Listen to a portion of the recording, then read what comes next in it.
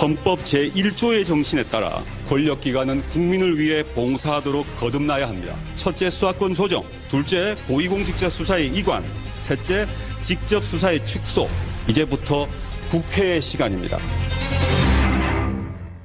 예, 청와대가 어제 발표한 검찰, 경찰, 국정원 등 3대 권력기관에 대한 개혁안. 한마디로 요약하자면요. 국정원과 검찰의 힘을 뺀다는 겁니다. 그리고 상대적으로 비대해지게 되는 경찰은 내부를 쪼개는 방식으로 힘을 관리하겠다. 이겁니다. 글쎄요, 뭐 이렇게만 말씀드리면 이해가 쉽지 않으시죠? 이분과 함께 구체적으로 어떻게 바뀌는지 또 일각에서 나오는 우려점들 짚어보겠습니다. 판사 출신입니다. 더불어민주당 박범계 의원 연결해보죠. 박범계 의원님 안녕하세요. 네, 안녕하세요. 반갑습니다. 예, 이번 개혁안 박 의원님은 어떻게 평가하세요? 네, 말 그대로 문재인 정부의 국정 운영에 있어서 국민 주권주의 시대를 저는 선언한 것이다. 이렇게 평가를 합니다. 찬성, 우리 역사, 지지? 우리 역사에서 해방 이후에 언제나 그 정치 권력과 유착된 파워 엘리트 그룹이 있어 왔죠. 예. 그래서 해방 직후에는 경찰의 시대가 있었고요. 이승만 정권 때요. 그다음에 5.16 군사 쿠데타 이후에는 군부의 시대, 그리고 검사의 시대로 이어졌습니다.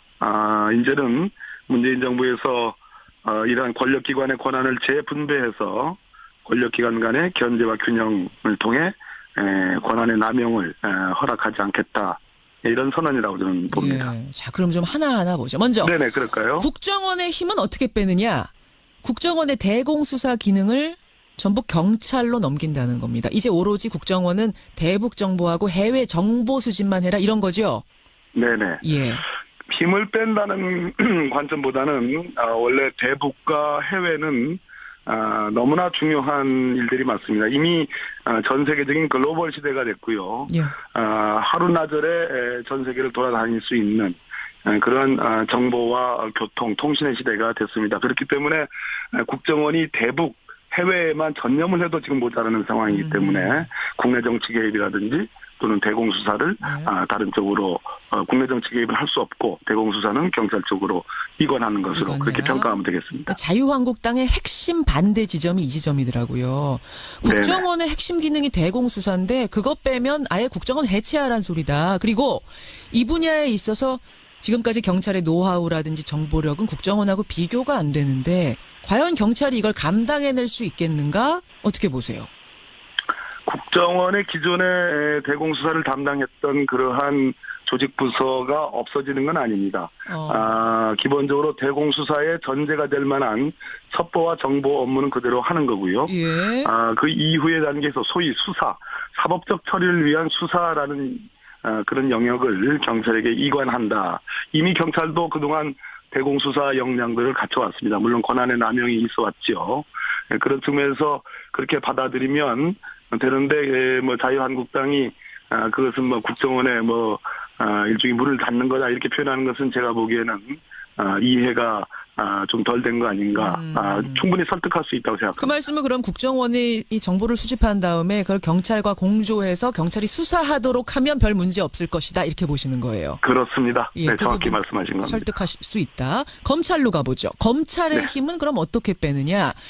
공직자 비리 수사처, 그러니까 공수처를 독립기구로 만들고 거기다 기소권까지 줍니다. 여러분 지금까지 세상 모든 기소권을 다 가지고 있던 검찰이 처음으로 일부긴 합니다만 기소권을 넘겨주는 거죠, 박 의원님. 소위 말해서 기소 독점주의, 검사가 모든 것을 수사하고 기소하고 재판까지, 예. 그리고 집행까지 하던 것을 지금 기소 독점주의의 일부 예. 지금 분리가 되겠습니다. 그렇죠. 여기에 대해서 이제 한국당의 우려 지점은 옥상옥 우려더라고요. 공수처를 만든다 한들 결국 검찰에서 그쪽으로 인력 보낼 건데 그게 결국 형식뿐이지 뭔가 실질적으로 뭐가 있겠는가. 반대한다. 어떻게 생각하세요? 이미 모순적인 말씀인데요. 옥상옥이라는 것은 지붕 위의 지붕인데요. 예, 예. 고위공직자의 범죄에 관해서는 공수처가 전담하는 것이기 때문에 지붕이 두 개일 리가 없겠습니다. 또 과거의 지붕이 예. 권력과 유착해가지고 제 기능을 다하지 못한 관성적 차원에서 고려되는 것이니까 역시 틀린 주장이라 하겠습니다. 이 부분 설득이 될까요? 지금 자유한국당의 입장 굉장히 완강하던데요. 특히 이 공수처 분야에 있어서는. 글쎄요, 공수처 부분에서 왜 이렇게 이성적인 논쟁이 되지 않는지 전 이해가 되지 않습니다. 국민의 86%가 예. 지지하고 있습니다. 문재인 대통령의 지지율이 70%에서 75%까지 나오는데 예, 예. 항상 대통령의 높은 지지율보다도 10% 이상 나옵니다. 왜 이 부분만 가면 정말 이성적인 논쟁이 안 되는 게 충분히 설득할 수는 있는데 예, 예. 우리 새로 구성된 사개특위의 장재원 간사님을 포함해서 위원님들은 법사위원님들하고는 좀 다를 거라고 그런 기대를 갖고 있습니다. 기대를 갖고. 왜 반대한다고 생각하세요? 공수처에 대해서. 다른 이유가 있다고 생각하세요? 글쎄 어제 표현한 거에 하면 이제 두 개의 칼, 쌍검이니 또는 대통령이 다 장악하는 거 아니냐라는 이런 우려인 것 같습니다. 예, 그것은 공수처의 설계를 잘하면 충분히 불식시킬 수 있는 그런 우려라고 생각해요. 알겠습니다. 근데 박 의원님, 지금 이제 네네. 이렇게 되다 보니까 청취자 문자도 들어옵니다. 6126님이라든지 7000님 이런 분들 문자 뭐냐면 국정원하고 검찰의 힘을 권력을 빼다 보니까 경찰 조직의 힘이 상대적으로 커졌다. 네, 근데 경찰은 비리로부터 정말 안전한 것인가? 경찰은 온전히 100% 신뢰할 수 있는 조직인가? 이거 우려된다라는 문자 들어오거든요. 어떻게 보세요?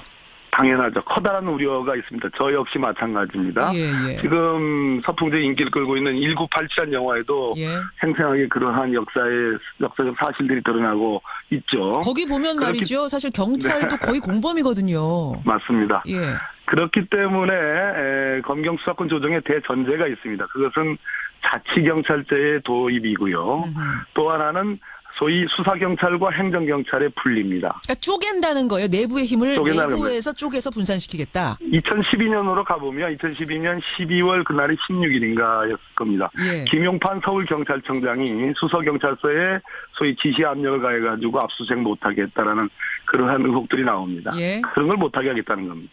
근데 이제 경찰 내부에서 이런 얘기 나와요. 수사경찰, 행정경찰 쪼갠다는 게 이게 실질적으로 얼마나 효과가 있겠는가. 사실은 수사경찰이 행정도 같이 하게 되고 행정경찰이 수사에도 개입하게 되고 이렇게 선을 좀 넘나들게 되는 거지 그게 무자르듯 쪼개지지 않을 거다. 어떻게 생각하세요? 네, 그건 경찰 측의 얘기고요. 하나를 얻기 위해서는 많은 그 양보와 책임이 따르는 건데요. 예. 너무 욕심꾸러기가 되지 않았으면 좋겠습니다. 경찰이. 이 좋은 기회에 예. 과도한 욕심을 인해서 정말 얻을 수 있는 것을 얻지 못하는 그러한 과오는 범하지 않았으면 좋겠다 하는 그런 충고의 말씀을 드립니다. 또 수사경찰, 행정경찰 나눈다고 한들 그리고 자치경찰제를 한다고 한들 정말 경찰이 괴물되는 걸 이것만으로 막을 수 있겠는가라는 우려도 꽤 많이 들어오거든요. 그러니까 경찰 내부의 기관 일종의 기관 견제와 균형, 기관의 분리, 권한의 분리, 견제와 균형의 시스템을 도입하는 건데요. 예, 또 하나는 경찰위원회를 제대로 감시 감독기구로 격상해서 실제로 하는 것도 또 들어가 있습니다. 결국 이제 국회 사개특위가 하실 일이 많게 됐어요, 보니까. 사실 엄청나게 많죠. 청와대가 낸 개편안에 부족한 점들도 보완해야 되고 여러 가지를 해야 되는데 장제원 자유한국당 의원은 이런 얘기했습니다. 간사하시죠. 간사하세요. 청와대가 이렇게 먼저 가이드라인을 내버리면 어떡하느냐. 이거는 사개특위를 좀 무력화하려는 거 아니냐. 어떻게 생각하십니까? 이미 지난 6월달, 7월달에 국정기획 자문위가 출범해서 정리된 로드맵입니다. 이것을 일종의 행정부의 수반인 대통령과 대통령의 비서인 민정수석 비서관이 강조를 하는 겁니다. 사개특위가 실질적으로 가동되기 전에 이러이러한 문재인 정부의 국정 철학, 국정 운영 기조를 저는 강조한 것이다. 그렇기 때문에 이것이 무슨 가이드라인을 무슨 제시했다든지 그런 오해는 좀 거두어 주십사. 지금부터 국회의 시간이고요. 국회의 시대가 지금 온 겁니다. 알겠습니다. 착실한 논의를 하면 되겠습니다. 착실하게 논의해 가자. 예. 예. 박범계 의원 여러분 만나고 계십니다. 박 의원님 시간이 조금밖에 안 남았지만 네네. 하나만 좀 질문 드릴게요. 예. 다스에 대한 수사가 지금 진행 중입니다. 네네, 그렇죠. 이제 MB까지 과연 수사할 수 있겠는가 없겠는가 이 부분이 관건인데 네. 시간 얼마 안 남았고요.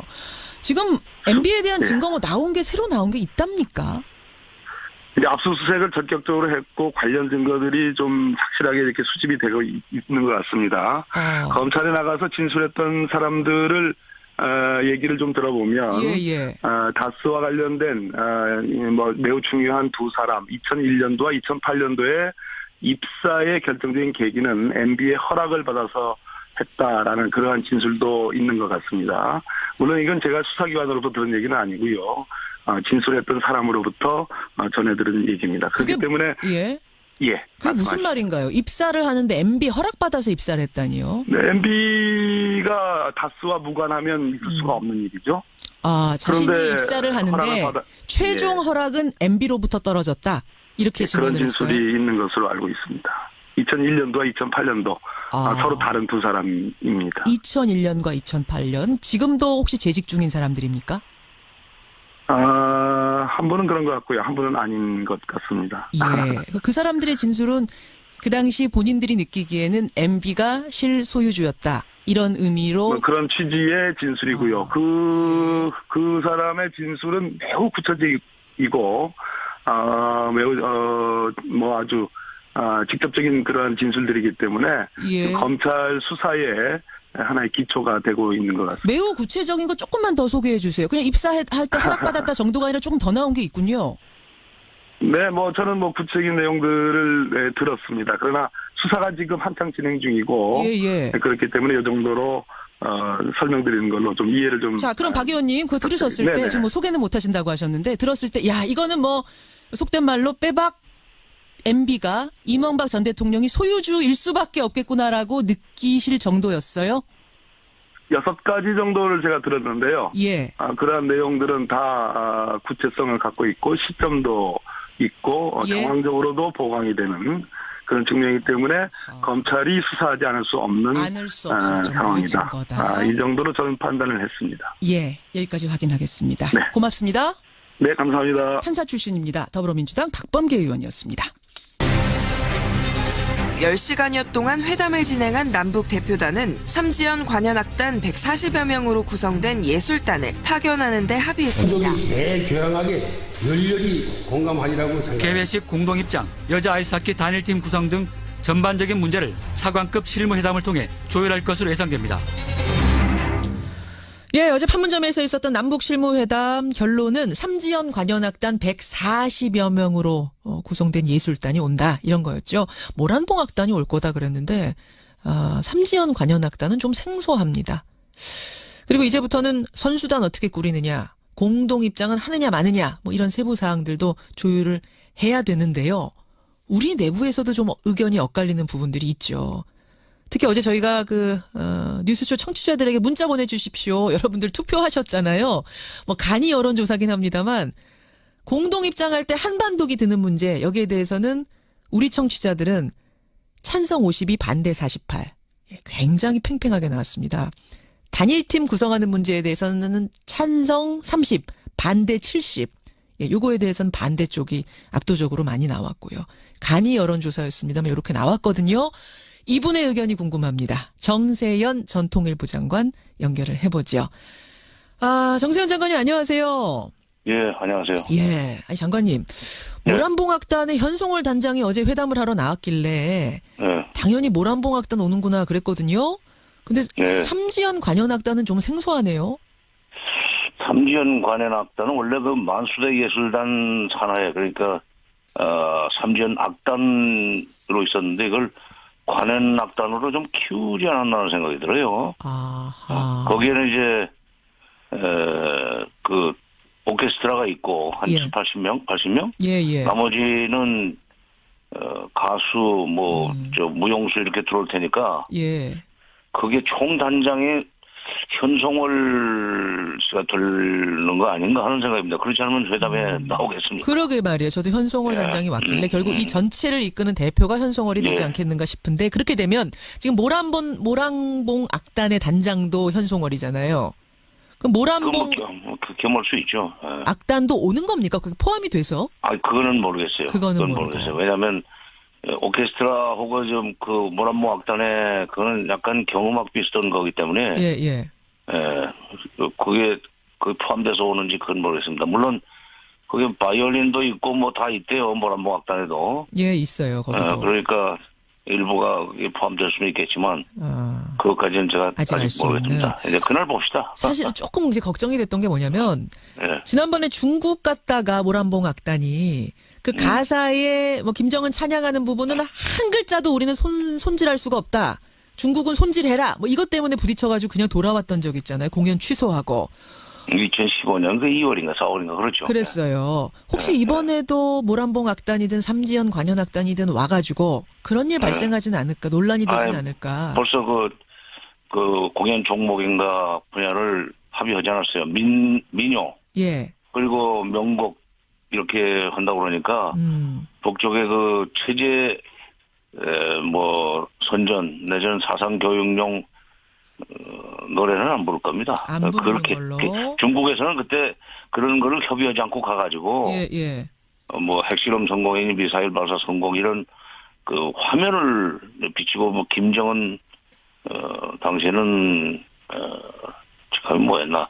그래서 김정은 위원장을 찬양하는 찬양 가사. 그런 노래 찬양가를 부르려고 하다가 이제 중국의 견제를 받으면서 그랬었죠. 철수를 해버렸죠. 그때 현장 결정권자가 현송월이었다는 거 아니에요? 맞습니다. 근데 이번에는 안 그럴 거예요. 이번에는 공모까지 다 협의를 한 것으로 지금 보고 그런 부분은 빠져 있는 것으로 지금 보고 있는 거죠. 그런 논란은 없을 거다.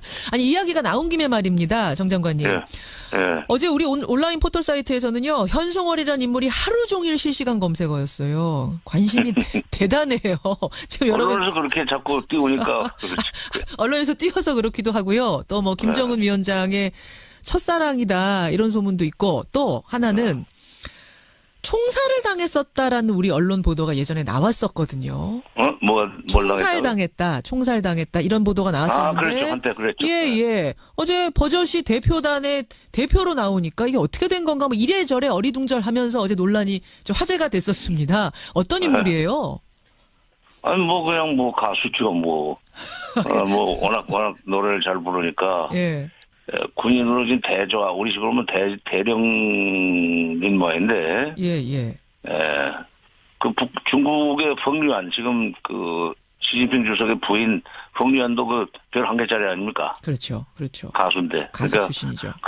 그쪽은 그런 군대 체제로 운영하는 데는 그런 계급장을 주는 것 같고. 그 사람 지금 군 계급으로 대좌라는 것보다는 작년 7월인가? 당 중앙위원회 7기 2차 전원회의에서 중앙위원회 후보위원으로 뽑혔어요. 그게 더 중요합니다. 지금 이번에 온 단장보다 더 높아요. 당적으로는. 중앙위원회 위원. 네. 중앙위원회 후보위원. 후보위원. 그 어떤 의미예요? 당 중앙위원회가 이제 한 100여 명 될 거예요. 후보위원이 한 40~50명 되는지 요즘 숫자는 모르겠는데. 그 중앙위원 중에서 정치구원이 뽑히고. 정치구원 중에서 이제 여러 비서들이 뽑히고 그쪽은 비서가 높습니다. 장관보다 높죠. 상당히 지금 높은 인물이군요. 높아요. 이번에 회담 단장보다 정치적 위상은 더 높아요. 정치적 위상은 더 높은. 정말로 김정은 위원장의 첫사랑이다, 애인이었다. 이거는 알겠습니다. 예.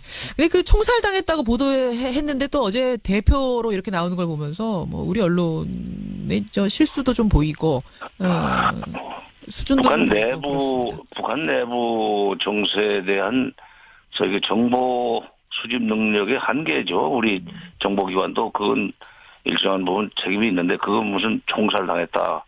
그다음에 또 황병서. 예, 황병서도 지금 총살당했다고 그러더니 요즘은 어디 평양 시내에서 교육 중에 있다. 그러니까 혁명화. 예. 중에 재교육인데 근신이죠. 그렇군요. 우리 정보력의 한계인 거군요. 현송월 소동도. 죽었다는 사람들이 지금 살아난 사람들이 많습니다. 그러고 보니까 놀랄 일 아니네요. 그런 일 많네요. 정세현 전 장관 지금 만나고 있습니다. 그나저나 이제 실무회담이 열리면 논의해야 될 것들 더 논란이 되는 지점들이 좀 몇 가지가 있어요. 하나는 어제 도종환 문체부 장관이 이런 말 했습니다. 남북이 공동 입장을 합의하면 한반도기 드는 거다. 정 장관도 동의하세요? 네, 그동안에 2000년 시드니 올림픽 때부터 작년 장춘에서 열렸던 국제대회까지 공동 입장하면서 반도기를 들고 들어갔던 게 지금 9번이나 있습니다. 이번에 하면 10번째인데. 그렇죠. 네. 근데 이거 이제 문제는- 반대하시는 분들은 뭐냐면 다른 네, 때는 우리나라에서 열렸던 대회가 아니지만 이번에는 우리가 개최국인데 네. 우리 태극기를 메인 스타디움에서 휘날리지 못한다는 거 이게 너무 안타깝다. 왜 우리가 개최하는 올림픽에 우리 국기를 못 드느냐. 우리가 북한과 같이 개최하는 건 아니지 않느냐. 이제 이런 말씀들 하세요. 실정은 잘 몰라서 그러시는데, 성화가 이제 점화가 되고, 그럼 이제 주최국 국기가, 큰 국기가 애국가가 울리면서 올라가게 되어 있습니다. 그거는 예. 불변이에요. 다만 입장할 때 예. 공동 입장이기 때문에 태극기만 들 수도 없고 인공기만 들 수도 없어가지고 반도기를 드는 것일 뿐이죠. 그리고 2002년 부산 아시안 게임 때 예. 공동 입장하면서 그때 반도기 들었고 우리 지역에서 주최하는 국제 행사인데. 예, 예. 그다음에 2003년 대구 유니버시아드 때도 예. 공동 입장하면서 반도기를 들고 들어갔습니다. 그때 두 번 다 이제 성화가 점화되고 마지막 주최국 국기가 이렇게 개양될 때 올라갈 때 그럼 태극기가 분명히 올라갔죠. 그때는 인공기 안 들어가요. 반도기 안 띄워요 그때는. 아하. 어차피 태극기는 크게 성화 옆에서 그럼. 휘날릴 거다. 그건 걱정하지 마시라. 경기 내내 태극기는 창공에서 휘날리게 되어 있습니다. 우리 거 못 휘날릴 그거 염려 마시고. 그건 아니에요. 북한이 한반도기 말고 따로 들자라고 하면은 그건 좀 기분 나빠할까요? 아니 들 것이 없을 겁니다. 지금 뭘 들겠다고 그랬어요. 아니 인공기를 들 수는 없나요? 아이 그거는 그냥 아니에요? 이렇게 가끔 때를 쓰기는 하지만 이렇게 터무니없는 말을 하지 않죠. 옛날에 시드니 올림픽 때인가 처음에 반도기가 탄생하기 전에 예. IOC의 사마란치 위원장이 올림픽기를 들고 가는 게 어떠냐 하는 얘기를 했었는데 예. 올림픽기를 들고 가면은 그게 도대체 어느 쪽에서 왔는지 알 수가 없지 않습니까? 그 인공기는 그래서- 못 들게 돼 있는 겁니까? 예. 둘이서는 합의가 안 되죠. 합의가 안 될 거다. 그걸 드는 남북이 문제구나. 합의가 안 되죠. 아하. 설사 그것이 평양에서 개최되는 국제 대회라 할지라도 예. 우리가 인공기 들고 들어가야 된다고 주장하면 북한이 태극기? 인공기 들고 들어가야 된다고 하면 우리가 찬성하겠어요? 그건 합의가 안 될 거다. 아마 그럼 공동 입장이면 반드시 한반도기밖에는 대안이 없을 거다 이렇게 보시는 거예요. 저 올림픽기도 안 되고 올림픽기도 의미가 안 없고. 되고. 그러면 단일팀 문제는 어떻게 보세요? 단일팀. 그거 쉽지 않아요. 그건 쉽지 예. 않습니까? 84년 LA 올림픽 단일팀 구성 체육회담을 한 적이 있습니다.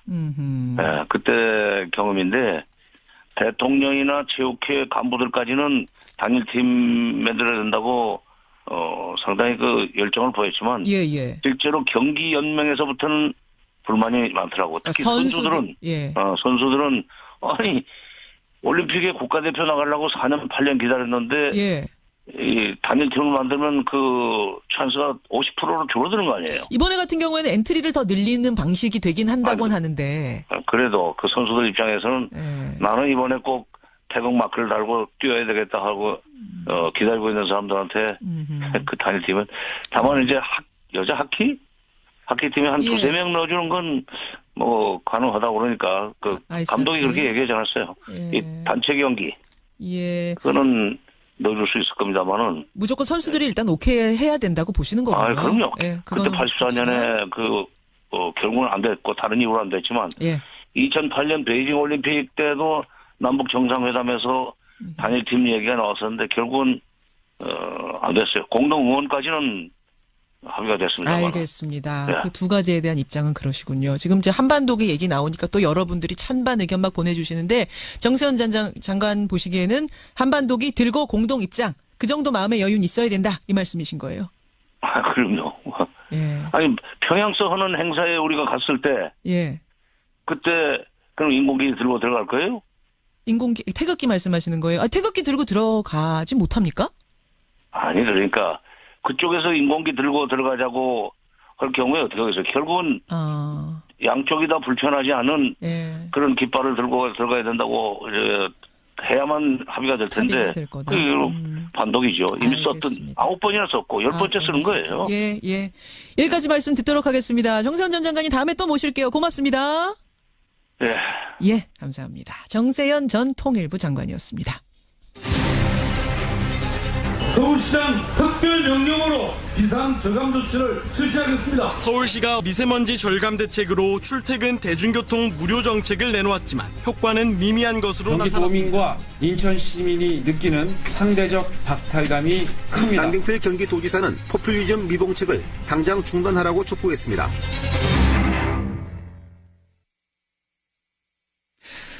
예, 서울시가 지난 월요일에 출퇴근 시간 버스 지하철 무료 운행을 시행했습니다.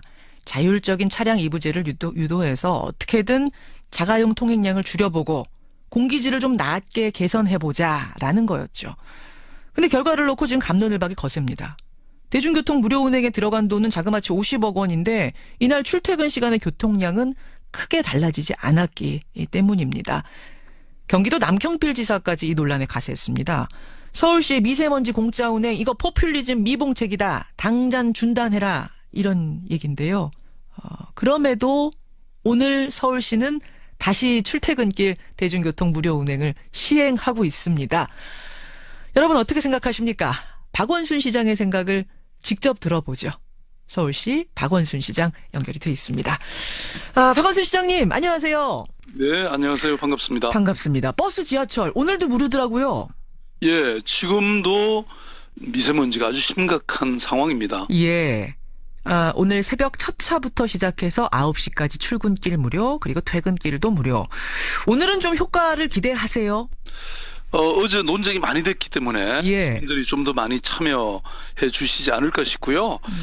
저는 뭐 이 문제에 대해서는 사실 근본적으로 아니 미세먼지가 이렇게 심각하고 이것 때문에 시민의 생명과 안전이 위협받고 있는 상황 속에서 서울시가 취하고 있는 이런 비상 저감 조치는 사실 저는 이거는 마땅히 정부 기관으로서 해야 될 일이고요. 이걸 시비 거는 것을 저는 좀 이해가 사실 안 됩니다. 누구나 이거 더 참여할 수 있도록 독려하고 함께 참여해야 되는 거 아니겠어요? 마땅히 해야 될 일, 뭐든지 할 수 있는 건 다 해봐야 되는 상황인데 이걸 갖고 시비 거는 건 이해가 안 간다. 그렇습니다. 이 말씀이세요. 네. 그 미세먼지 심각하다는 건 누구나 인정하고 이거 어떻게든지 줄여야 된다는 건 누구나 인정합니다. 다만 이제 그 방법에 있어서 생각들이 좀 다른 것 같아요. 박원순 시장의 서울시는 대중교통 무료 정책을 선택을 한 건데 남경필 경기도지사의 생각은 좀 다르더군요. 전체 운전자의 20%가 참여하면 1% 정도 미세먼지 농도 감소가 예측이 된다. 근데 실제로는 20%도 아니고 2%가 참여했다. 효과가 전혀 없었다. 하루 공짜 운행하는데 예산이 50억 원이 든다. 열흘이면 500억 원이다. 한 달이면 1,500억 원이다. 그야말로 혈세가 먼지처럼 날아가고 있다. 이렇게 반박을 했습니다. 답변을 주시죠. 저는 지금 정치적으로 이 문제를 접근할 것이 아니고요. 시민의 생명과 안전이라는 관점에서 접근해야 된다고 생각합니다. 사실 방금 말씀하신 그런 이 추정은 사실이 아니고 평소에도 사실은 이제 경기도의 경우에는 CNG 버스의 전환도 지금 절반밖에 안 하고 있고 천연가스 그렇죠. 100% 하고 있는데 그다음에 노후 경유 차량의 운행 제한도 제대로 안 하고 있습니다. 어제 경우에 경기도 지역의 미세먼지가 훨씬 더 심각했습니다. 그런데 어제 오전을 보면 서울은 79인데요. 경기도는 거의 100에 가까웠습니다. 그런데 아무것도 하지 말자고 하는 것이지 않습니까?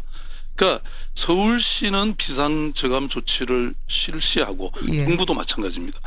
그런데 이런 것을 하고 있는 효과가 없었다고 하는데 경기도가 참여했다면 훨씬 더 효과가 높아졌죠. 경기도한테 한번 권유해보지 그러셨어요. 같이 좀 권유했죠. 10번 이상을 실무적으로 협의했고 그런데 예산이 부족하다는 이유로 방금 또 예산을 얘기하셨는데 저희들의 경우에는 이런 비상저감 조치를 실시할 경우가 연간 한 7번 정도 될 걸로 예상되고 있습니다. 이 정도의 그러니까 무료로 대중교통을 제공할 정도의 비상 상황은 그렇습니다. 7번 정도 예상하세요? 네, 그게 한 1월, 3월에 집중되고 있고요. 왜냐하면 1월, 3월이 중국에서의 이 미세먼지가 날라오는 경우도 많고 또 이게 겨울이철이지 않습니까? 예, 예. 방도 많이 하고 뭐 여러 가지 이유 때문에 이 시기에 집중되고 있는데 저희들이 예측하기로는 한 7번 정도. 그러면 보통 한 번에 한 50억 정도 해서 예. 뭐 한 300억 내외에 이런 예산이 지출될 걸로 예상되고 저희들은 이미 예산 조치까지 다 해놨습니다. 그 정도는 감당할 만한 수준이다라는 말씀이신 거죠? 해야죠. 그리고 이 돈이 어디 하늘에 날아가는 겁니까? 그러니까 50억 원을 선택할 거냐, 시민의 안전과 생명을 선택할 거냐. 예. 저는 마땅히 그에 대한 답을 한 것입니다. 그 7번이라는 수치는 근데 어떻게 나온 건가요? 아니 그게 수치가 지금 납범이라고 하는 대기질이 예. 네, 지금 그 비상저감 조치를 발령할 예. 그 기준이 있습니다. 지난해를 그렇죠. 지난 분석을 해서 평균을 냈다. 그렇습니다. 그렇게 그래서 그거는 지금 뭐 굉장히 선동적인 얘기죠. 사실도 아닌 걸 가지고. 사실도 아닌 걸 갖고 남지사가 선동하고 있다. 뭐죠? 약간 시기 질투한다 이렇게 보시는 거예요? 경기도가 먼저 해야 되는데 못해서? 경기도 도민들 입장에서 보십시오. 지금 서울시보다 훨씬 더 나쁜데 예. 서울시는 이런 조치라도 취하고 있잖아요. 근데 경기도는 아무것도 안 하고 협조도 안 하고 아니 사실 이게 대기라는 게 호흡 공동체잖아요. 공동체죠. 또 대기가 따로 있고 서울시 대기가 따로 있습니까? 예. 아니 같이 협조해서 이것을 조금이라도 해결을 할 생각을 해야지. 아니 느닷없이 사실 저는 남경필 지사를 굉장히 평소에 좋게 생각하고 협력해 왔습니다. 저한테 한 번 전화나 이런 뭐 협의도 안 하고 갑자기 아니 그런 말을 쏟아내는 것이 이해가 안 가고 저는 저를 비판하기 전에 본인의 얘기를 해주셨으면 좋겠습니다. 본인의 얘기를요. 제가 한 가지 참고로 말씀드리면 이 중국에서 날아오는 비산먼지가 한 절반을 조금 넘고요. 우리가 분석한 평가한 바에 따르면 그 다음에 국내 원인 중에서 이 배기가스 그러니까 자동차의 배기가스가 또 한 절반 정도 25% 정도 됩니다. 그러니까 저희들이 이런 비상저감 조치를 실현한 이유가 거기 있는 거죠. 근데 박 시장님 바로 그 부분을 지적하시는 분도 꽤 많으세요. 그 공기 공동체. 어차피 공기라는 건 중국에서 날아오고 경기도에서 날아오고 남부지방에서 날아오고 서로 공유하는 건데 특히 중국발 미세먼지가 지금 우리나라 미세먼지의 절반을 차지하는 상황에서 중국 쪽이 꼼짝 안 하는데 우리가 하루에 50억 원씩 들여서 그것도 서울시만 배기가스 이거 줄이려고 애쓴다고 해서 무슨 효과가 있겠는가? 그러면 그렇다고 우리가 가만히 있으라는 얘기입니까? 지금 이 비상 상황에서 필요한 것은 말하자면 경기도나 인천시나 서울시나 할 것 없이 누구나 머리를 맞대고 함께 이것을 줄이기 위한 노력이 필요하다는 것이고요. 사실은 경기도와 인천시 동참 없이는 한계가 있을 수밖에 없죠. 왜냐하면 2,500만 수도권 시민의 상당수가 서울을 무대로 활동하잖아요. 근데 그분들이 지금 전혀 움직일 생각이 없으신 것 같은데 그러면 그럼에도 불구하고 계속 하실 건가요? 아니 서울시라도 해야죠. 한마디로 말해서 남 지사님 그런 비판하실 시간에 같이 참여하십시다. 이 말씀하시는 거예요. 그래야 효과가 날 거다. 그렇습니다. 자 그러면 어쨌든 경기도나 인천시나 뭐 나아가서 충청도 참여 안 하더라도 서울시라도 하겠다는 의지는 확실하신데요. 몇 %까지 효과를 지금 기대하고 계세요? 이 정도면 성공했다라는 어떤 기준 같은 게 있습니까? 두 자리 숫자 정도는 가야죠. 그 월드컵 때 이부제를 강제로 했더니 19% 정도의 교통량이 저감된 효과가 있었거든요. 사실 처음으로 했던 일이고 서울시가 혼자서 그게 1.9%고 지하철의 경우 이용자가 2.1% 늘었거든요. 그렇죠. 그러니까 처음 치고 저는 반드시 나쁜 숫자도 아니라고 봅니다. 알겠습니다. 그럼요. 알겠습니다. 경기도가 전반적으로 해주면 왜냐하면 경기도의 차량이 사실 서울로 많이 들어오지 않습니까? 그렇죠. 그러니까 경기도가 해주면 이게 확실히 효과가 있는 겁니다. 지금 서울시장의 입장은 충분히 설명을 하신 것 같고요. 아마 청취자들이 나름대로 다 판단을 하시리라 보고. 박원순 시장님. 특별히 청취자 여러분께 말씀드리고 싶어요. 오늘은 자동차 키는 놓고 그리고 마스크는 반드시 챙겨서 나와주시면 좋겠습니다. 그러면 확실히 효과가 있을 겁니다. 뭐 서울뿐만 아니라 전국의 분들이 이게 뭐 차량 이부제를 하느냐 마느냐가 아니라 다 그렇게 좀 참여하셨으면 좋겠다 그 말씀하신 거예요. 네, 그렇습니다. 그나저나 뭐 자주 모실 수 있는 분이 아니니까 제가 나오신 김에 짧은 질문 하나만 드릴게요, 시장님. 뭐 지방선거가 얼마 남지 않아서 박 시장님 어디에 가나 이 질문 받으실 텐데 서울시장 3선 도전 사실상 사실로 봐도 되는 거죠? 뭐 사실상 고민의 매듭은 지은 상태고요. 제가 공식적인 자리는 따로 하실 예정입니다. 사실 뭐 지난 6년간 서울의 혁신을 이렇게 연속적으로 이끌어온 사람으로서 또 문재인 정부의 성공에 책임이 있는 사람으로서 제게 주어진 그런 소명에 대해서 많은 고민을 했고요. 예. 네, 이제 뭐 공식적으로 밝히겠습니다. 그렇군요. 매듭은 지었다 말씀하셨어요. 예. 뭐 이거는 이제 박 시장뿐 아니라 일반적인 이야기일 수도 있습니다만 네네. 지자체장 3선에 도전하는 분들에게는 피로감 얘기가 나오기 마련입니다. 3선 피로도. 시민들이 피로도를 느껴서 3선은 쉽지 않다라는 이런 당 내부의 설왕설래 어떻게 보세요? 그건 뭐 정치인들의 얘기라고 생각하고요. 지금 시민들이 바라는 것은 방금 우리 대기질, 미세먼지 말씀드렸습니다마는 내 삶의 문제를 진정으로 해결해주는 그런 사람에 대한 기대가 저는 확실히 있다고 생각합니다. 청와대의 마음이 혹시 다른 데가 있는 거 아니냐 뭐 이런 보도가 나오기도 했었어요, 최근에.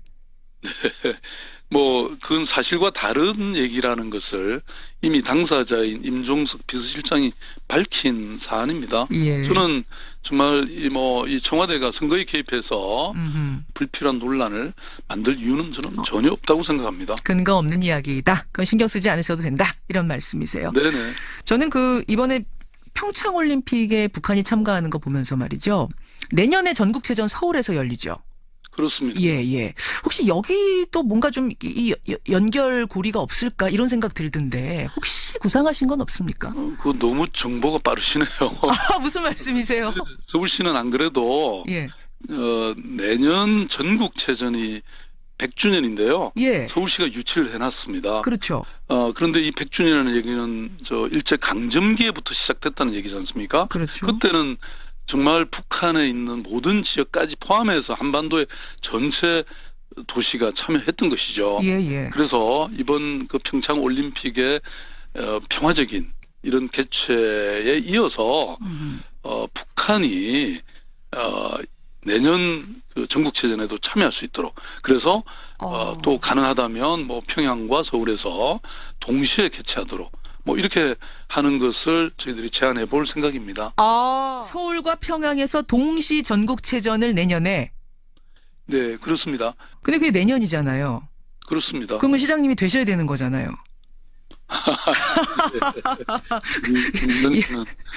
질문이 집요하시네요. 알겠습니다. 뽑아달라. 그럼 제가 그것도 성사시켜보겠다. 아마 그런 의미로 지금 자신감 있게 밀고 나가시는 것 같습니다. 여기까지 확인하겠습니다. 고맙습니다. 네, 감사합니다. 예, 박원순 서울시장이었습니다. 국민 여러분, 적폐청산이라는 이름으로 진행되고 있는 검찰 수사에 대하여 노무현 대통령의 죽음에 대한 정치 보복이라고 짜 맞추기식 수사로 괴롭힐 것이 아니라 나에게 물어달라 하는 것이 저의 입장입니다. 예, 이명박 전 대통령이 직접 나섰습니다. 어제 오후 5시였죠. 삼성동 사무실에서 성명서를 직접 발표를 한 건데요. 예상했던 것보다 짧았습니다. 정치 보복이다 이렇게 말을 하면서도 두 갈래의 의혹, 그러니까 특활비와 다스 어느 것에 대해서도 설명하지 않았고 질문도 받지 않았기 때문에 사실상 의문은 그대로 남아 있습니다. 그래서요, 어제 그 자리에서 하고 싶었던 질문들을 이분에게 대신해 보겠습니다. 이명박 정부에서 청와대 홍보수석을 지낸 분이죠. 김두호 전 수석 연결이 돼 있습니다. 김두호 수석님 안녕하세요. 네, 안녕하십니까. 수고 많으십니다. 예, 어제 그 기자회견 전에 측근 한 20명이 모여서 회의하셨다고 들었는데 그 자리에 계셨어요? 예, 그건 며칠 전의 일이고요. 어제는 그럼 아예 안 모이셨어요? 어제는 오전에 대통령께서 결심을 하셔서 저희들에게 선언문을 초안을 만들어보라 이런 지시가 있어서 모여서 초안 작업을 했습니다. 그러셨죠. 예, 어제 그 자리에 계셨고 초안 만드는 자리에 기자회견장에도 함께 계셨던 거고요. 예. 누구보다 아까 어제 그 상황들, 이명박 전 대통령의 입장들을 잘 아는 분이신데 한마디로 압축하면, 어제 기자회견 한마디로 압축하면 키워드가 뭡니까? 언론에서 이미 다 그렇게 쓰지 않았겠습니까? 이 모든 일이 최종 책임은 저에게 있다. 그리고 더 이상 나와 같이 일하는 사람들 마구잡이로 불러서 고생시키지 말고 내게 물어라. 이거죠. 내게 물어랍니까? 그럼 키워드는? 예, 그렇죠. 예. 자, 결백한데 지금 정치보복으로 표적 수사를 하고 있다. 어제 이런 말씀하셨어요. 예. 어떻게 그렇게 생각하시는 겁니까? 이 표적 수사라는 말씀을 이제 어제도 강조를 하셨는데요. 예. 이 검찰 수사가 처음부터 그렇게 표적이 돼 있다는 게 저희들이 판단입니다. 처음부터라 하면 언제부터를 처음부터라고 생각하시는 걸까요? 제가 이 프로그램에 나와서 그런 말을 처음 시작한 것이 지난 6월입니다. 맞습니다. 저도 기억합니다. 예. 제가 그때 두 가지 이유를 가지고 하고 있다. 4대강 문제였습니다. 4대강 보호 문제였습니다. 이 사람들이 모이면은 대선 전부터 모여서 하는 이야기들이 있습니다. 술자리에서 하던 이야기들 저도 들은 바가 있고요. 이 사람들이라면 어떤 사람들이요? 저쪽 사람들이요. 여권 쪽 사람들? 예, 그렇습니다. MB 두고 봐라. 그냥 안 간다. 그냥 안 두고 간다. MB 그냥 안 두고 간다? 반드시 갚아줄 거다. 뭐 이런 등등의 이야기를 하는 걸 저도 들은 바가 있고요. 직접 들으셨어요? 예. 그때 그런 이야기를 했던 사람들이 지금 요직에 가 있습니까? 그렇죠. 청와대? 제가 그 사람들까지 이야기하는 것은 그렇고요. 이거 실명을 하라는 말씀은 아니시지만 여권이라 하면 워낙 크기 때문에 어떤 분이 그런 이야기를 했는가, 어떤 위치에 있는 분이 그런 이야기를 했는가는 좀 중요할 것 같아서 질문드렸습니다. 세간에서 이야기하는 핵심 멤버 몇인 5인 7인 이런 이야기를 하는 중에 한 분도 들어있고요. 문 대통령의 핵심 멤버라고 하는 5인 7인 이런 사람 중에 한 명이 그 자리에 있었다. 그렇습니다. 알겠습니다. 자, 알겠습니다. 그래서 그때부터 이미 짐작하고 있었다. 그리고 저는 그런 판단을 했고 그것이 이제 당선하고 취임을 하자마자 시작이 되는구나라는 낌새를 차렸던 거죠. 그 이후에도 제가 몇 차례 나올 때마다 두 가지 목표가 있다 이런 이야기를 드렸죠. 정치적인 목표는 보수화해. 그리고 그분들의 그 개인적인 감정적인 문제로는 노무현 대통령의 죽음에 대한 한풀이 내지 복수 이런 부분들이 저 가슴 속에 있다 이야기였죠. 보수화해와 노 전 대통령 죽음에 대한 한풀이, 보수화해와 한풀이 두 가지가 이유다라고 분석하고 계세요. 대선 직후부터 겨냥한 수사가 시작이 됐다. 정치 표적 수사가 시작이 됐다. 이런 말씀. 그런데 설사 대선 전에 모여서 가만두지 않겠어 이런 이야기를 했다 손 치더라도 이것이 그냥 말을 한 것과 진짜 실행이 되는 건 다른 문제이기 때문에 과정을 지켜봐야 됩니다. 수사의 과정이 정말로 문제가 있었던가 이걸 살펴봐야 되는데 지금 보면 검찰이 확보한 진술들이 상당히 구체적입니다. 김수성 님도 아시겠지만 김주성 전 국정원 기획조정실장이 검찰에서 자백을 했습니다. 국정원장 지시로 2억 원을 김백준 청와대 총무기획관한테 전달을 했다. 그런데도 특활비를 청와대가 더 요구하자 김 실장이 청와대 집무실에서 이명박 당시 대통령과 독대를 했다. 특활비 이렇게 가져가시면 곤란합니다. 이런 말까지 했다는 거예요. 당사자가 이런 진술을 했는데 이게 근거 없이 몰아가는 걸까요? 그 2억 원 전달했다는 말도 저희들이야 확인할 방법이 없지 않겠습니까? 그동안 언론에 나온 거를 보고 이제 말씀을 드릴 수밖에 없고 저희들이 또 그 담당 변호사를 통해서 전해들은 이야기 이걸 가지고 이제 전제를 하고 말씀을 드릴게요. 담당 변호사라 하면 김백준 전 기획관의 담당 변호사 또 구속영장에 나온 이야기 이런 등등을 종합해서 말씀을 드려보면은 그런 부분이 참 터무니없다는 이야기를 제가 말씀을 드리는 겁니다. 우선 김백준 당시 총무비서관입니다. 이분은 그때 당시에는 그 이명박 대통령의 집사로 알려진 분이죠. 총무비서관이 김성호 당시 국정원장에게 청와대 선물세 예약비가 모자라니 2억을 지원해달라 이렇게 말했다는 이야기인데요. 우선 이게 격이 맞지를 않습니다. 1급 비서관이 국정원장에게 직접 돈 달라고 했다고요? 이거는 있을 수 없는 공직사회에서는 있을 수 없는 소설입니다. 그런데 일반적인 사람이 아니라 김백준 비서관은 이명박 대통령의 최측근 아닙니까? 과거에서부터 몇십 년 전부터 이명박 대통령 모든 회계관리 주머니를 관리해온 최측근이기 때문에 급이 어느 정도냐의 수준을 넘어서는 거 아닙니까? 제가 그렇게 말씀을 드리는 겁니다. 그분이 한다 하더라도 국정원장과 아주 특별한 친분이 있지 않으면은 그런 말씀을 할 수는 없는 거고요. 왜냐하면 그렇게 했을 경우에는 문제가 반드시 발생을 하거든요. 국정원장이란 직위가 이게 결코 가벼운 자리가 아닙니다. 잘 아시다시피 권력기관의 제1번 순위가 국정원장 아니겠습니까? 예, 예. 그런 국정원장은 사실은 대통령에 준하는 경우도 받고 있고요. 그리고 그 예산이나 그 사람의 인원수나 그리고 하는 일이나 이런 것들이 간단한 일이 아니죠. 예. 그래서 이게 참 쉽지 않은 이야기인데 그렇다는 이야기를 했다는 거고요. 우선. 어허. 그리고 또 1만 원짜리로 2억이라 그러면요. 예. 부피나 무게가 얼마나 되는지 좀 짐작을 해볼 수가 있는데요.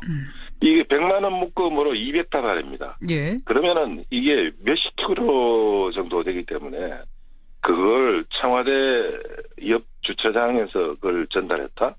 CCTV가 청와대 옆에는 부근에는 곳곳에 있고요. 예. 그래서 경찰이 계속 순찰하는데 이게 무슨 양아치 집단도 아니고 그게 가능한 이야기가 아닙니다. 소설이다 이 말씀이에요. 김백준 지금 구속된 김백준 비서관의 변호사 측, 그러니까 김백준 비서관은 이거 다 소설이다 얘기하고 있다. 받은 적 없다 이런 이야기를 하는 겁니까?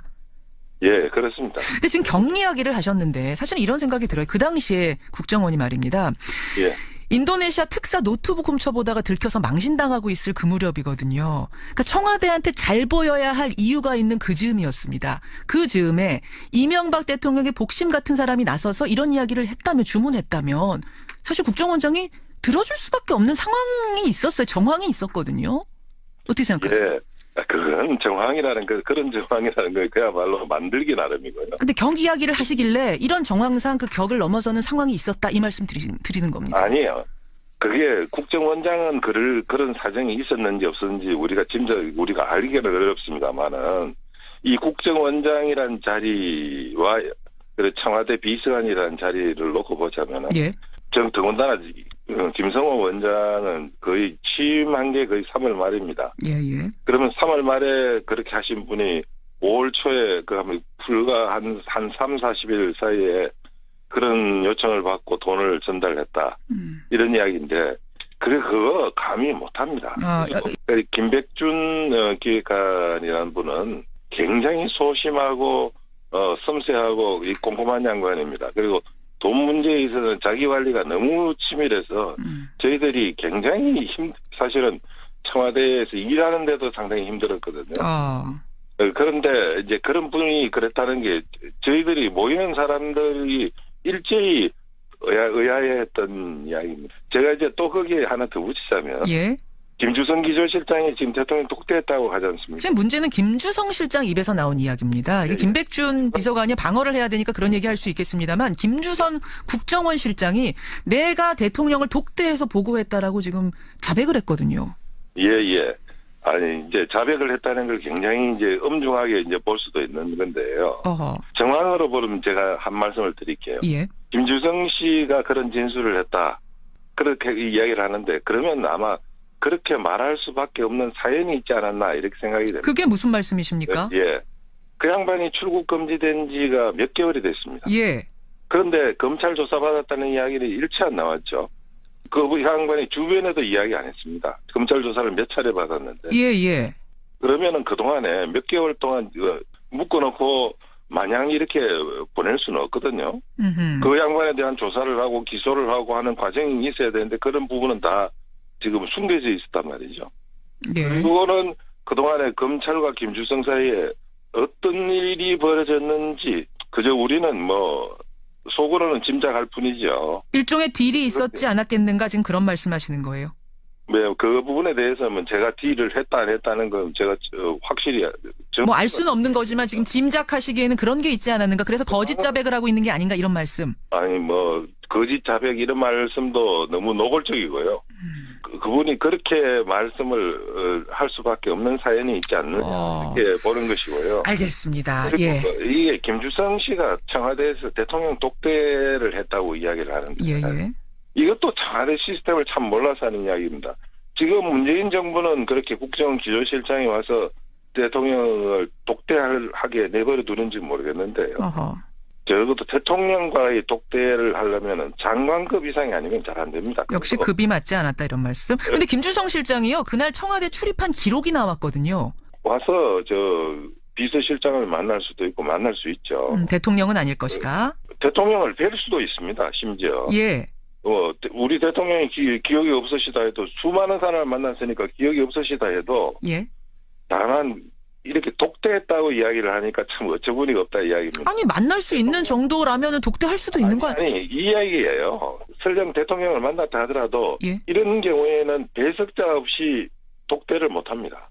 김주성 실장 아니라 더 아래급도 독대해서 만날 수 있는 거 아닙니까? 이분의 주장은 자기가 요청을 해서 독대를 하게 됐다 이렇게 이야기. 예, 요청을 했다 하더라도 대통령이 만날 이유가 있겠구나. 나랑 비밀스러운 얘기가 할 게 있다라고 하면은 만나 주실 수도 있는 거 아닌가요?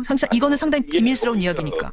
국정원장이 있고 국정원 차장이 있는데 국정원 기조실장이라는 자리에서 있는 사람이 대통령을 뵙고 독대를 따로 만나가지고 이래하게 무슨 말씀을 드린다?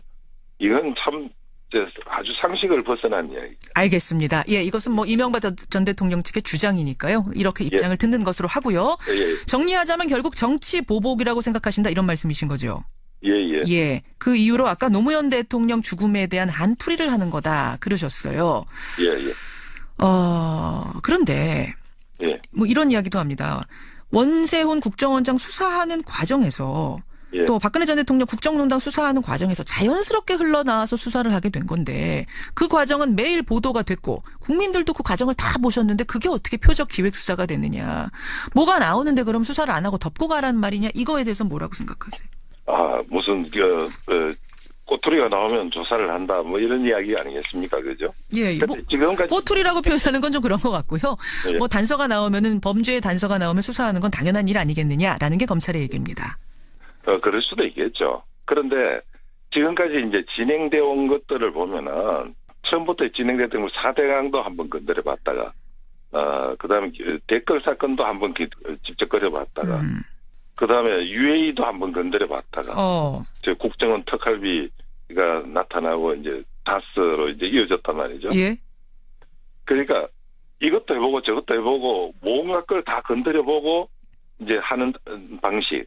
그러니까 앞에 부분들이 잘 되지 않으면서 이제 계속해서 온갖 이야기들을 다 하고 있는 겁니다. 될 때까지 지금 파고 있는 거다. 이거 건드려보고 안 되면 저거 건드려보고 이러고 있는 거다. 그렇게 하다 보니까 지금 언론에서도 그렇게 쓰지 않습니까? 4개 방위로 지금 이명박 대통령을 조이고 있다. 예, 여러 가지가 동시 수사가 되고 있습니다.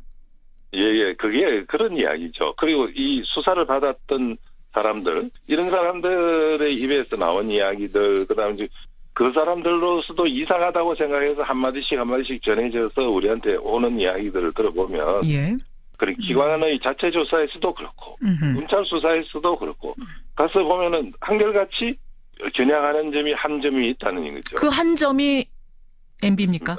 예, 그렇습니다. MB를 겨냥하고 있다. 지금도 계속해서 하는 게 이명박 대통령이 알았다는 걸 짜맞추기를 하는 거죠. 그러면 검찰의 수사 방향이 앞으로 어떻게 나갈 거라고 지금들 그쪽에선 예상하고 계시는 거예요? 예, 지금 결국은 대통령을 그렇게 포위해서 알고 있었다. 알고서도 안 말렸다든지 보고를 받았다든지 이런 방향으로 가려고 한다는 거는 너무나 뻔한 이야기고요. 검찰의 특수수사의 기법 중에 하나인데요. 먼저 조사 대상자에 된 사람을 아주 지저분하고 치사한 사람으로만 언론에 흘립니다. 그러니까 도덕성을 완전히 망가뜨리는 거죠. 그러고 난 다음에 이제 수사를 하고 이렇게 몰아가는 건데요.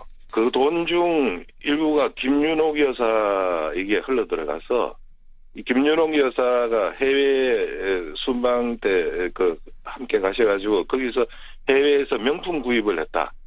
이런 쪽으로 이제 가려고 한다는 게 저희들의 대충 판단이. 김윤옥 여사 쪽으로 이제 수사 방향이 간 다음에 이명박 전 대통령을 향해서 가는 것으로 지금 흐름을 보고 계세요. 예, 왜냐하면 이명박 대통령이 마치 사적으로 이제 그 부분을 전용한 것처럼 이렇게 파렴치범으로 만들어 버릴 거다. 예, 그렇게 가서 하겠다는 느낌을 저희들이 받고 있습니다. 지금 현재.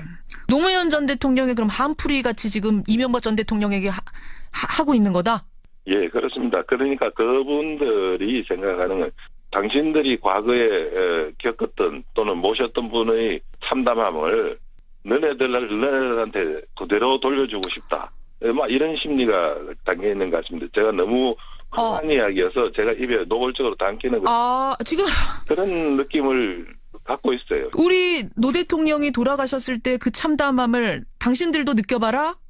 이 얘기는 그러면은 뭐 MB도 당해봐라. MB도 이건 저도 방송에서 말을 못하겠습니다. 예. 그런 식으로 몰아가고 있다?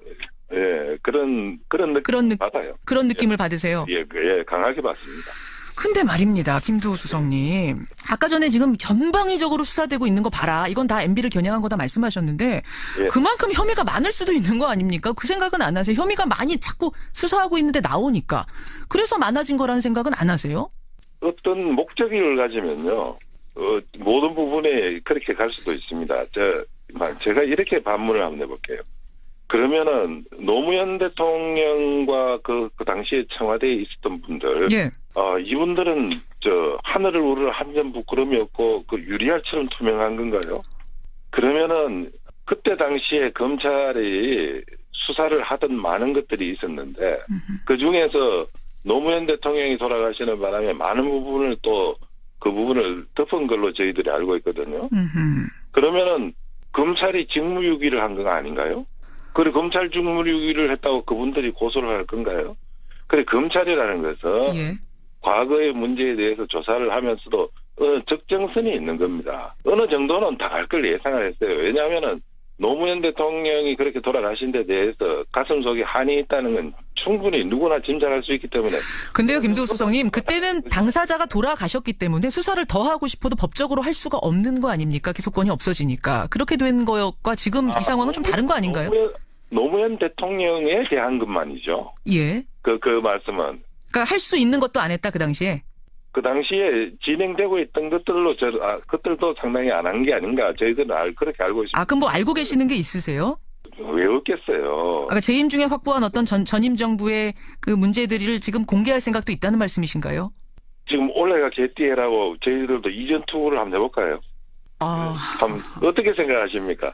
그 부분을 저희들이 공개를 하고 폭로를 하고 하는 것이 정당하다고 보이십니까? 이전 투구라고 언론에서 볼 것 같습니다. 예, 개띠해 그러면 그것 가지고 이전 투구 해보겠냐는 말씀은 가지고 있는데 참고 있다 이런 말씀으로 이해가 되네요. 그 부분에 대해서는 너무 노골적으로는 말씀을 안 드리겠습니다. 예, 이건 노골이 아니라 청취자들께 알려드릴 의문이 있는 것 같아서요. 그게 의미 있는 가치 있는 어떤 정보들이 많이 있지만 이전 투구하기 싫어서 참고 있다 이 말씀이세요? 그렇게 이제 제가 노골적으로 말씀을 못 드린다고 그랬지 않습니까? 이거 마지막 질문 드리죠. 어제 이 전 대통령이 우리 정치의 한 달 앞을 내다봅니다. 방송만 나가면 화제가 되는 시간이죠. 월간 아무개. 오늘은요, 좀 특별한 월간을 마련했습니다. 그제 이명박 전 대통령이 성명을 발표하고 문재인 대통령이 어제 나 분노한다. 정치 보복 운운하는 것에 대해 분노한다라는 반응을 내놓으면서 지금 분위기가 상당히 심상치 않게 돌아갑니다. 이런 상황에서 시야를 좀 넓고 깊게 바라봐야 될 것 같아서요. 오늘 스페셜 월간으로 준비를 했습니다. 스페셜 월간 유인태 정두원 통합본. 통합본의 주인공 두 분 모셨어요. 유인태 전 의원님 어서 오세요. 네, 안녕하세요. 정두원 전 의원님 어서 오세요. 안녕하세요. 통합본 괜찮으세요? 마음에 드세요? 파트너가? 저는 유인태 선배님을 제가 제일 사랑하는 선배님. 사랑까지? 진짜로. 진짜? 어떤 부분이 그렇게 사랑스러워? 근데 저분은 또 저를 별로 안 좋아하는 것 같아요. 짝사랑하고 있어요, 짝사랑. 유인태 의원님 답변하셔야겠어요. 네. 가깝고도 먼 사이죠. 가깝고도 먼 사이, 애증관계 두 분, 예, 유인태, 정두원 두 월간의 주인공들 오늘 모셨는데 원래들과 친분이 좀 있으신 거죠? 예, 학교 선배님이세요. 그럼 학창 시절부터 아시던가요? 아유, 차이는 많이 나죠. 대선배님이시죠. 뭐 애들하고 어떻게? 저도 이제 6학년이거든요. 두 분이 한 10살 가까이 차이는 나시지만 네. 이렇게 보니까 또 두 분이 친구 같기도 하시고 보기 좋습니다. 이 두 분과 함께 오늘 스페셜 월간 통합본을 준비를 했는데요. 이유는 이렇습니다. 정두원 전 의원은 누구보다도 이제 MB에 대해서 잘 아는 분이시고 유인태 전 의원은 노무현 정부의 청와대 정무수석을 지낸 분이니까 누구보다 또 노정부를 잘 아는 분이시고 지금 이 돌아가는 판을 누구보다 잘 읽어줄 두 분이세요. 그래서 오늘 스페셜 월간을 좀 함께 만들어보자 이렇게 생각을 한 건데 우선 그제 MB의 갑작스런 기자회견 어떻게 보셨어요? 어떤 분 먼저? 네. 정 의원님? MB답지 않게 되게 긴장하셨더라고요. 긴장한 겁니까? 네, 그런 모습 처음 보는 것 같아요.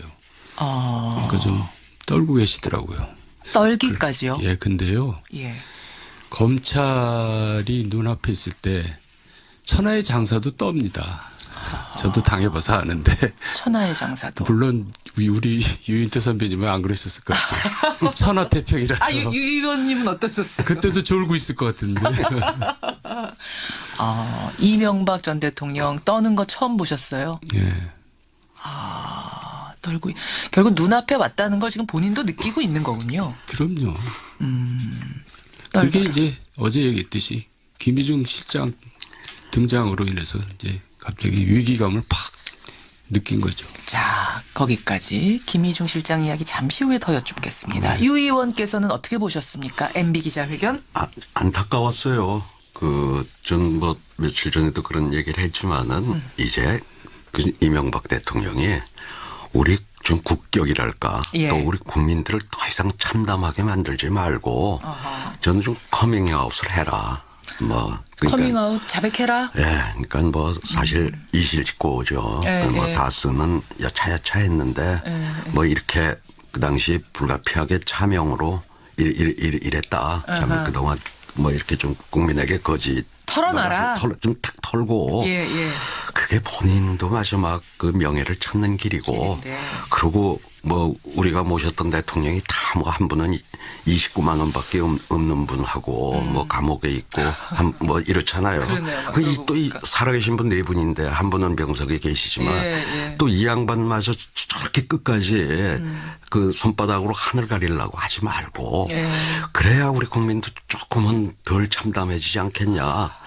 전 사실 그걸 좀 기대했는데 뭐 저렇게 이제 당황해가지고 그 노무현 대통령 죽음까지 그 해서는 안 될 얘기까지 거론하면서 이 정치 투쟁을 해보려고. 그거 당황해서 그랬다고 보세요?